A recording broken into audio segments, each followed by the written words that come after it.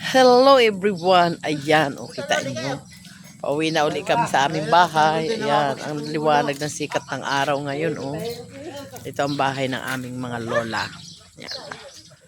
Yan ang bahay dito sa amin sa mga lola.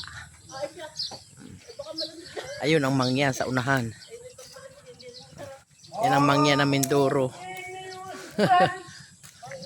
Yan ang gilingan ng mga lola. Gilingan ng palay. Yan ang bilaran ng palay. O diba ang lawag. Yan. Ang liwanag niya. Mga halaman. Ayan.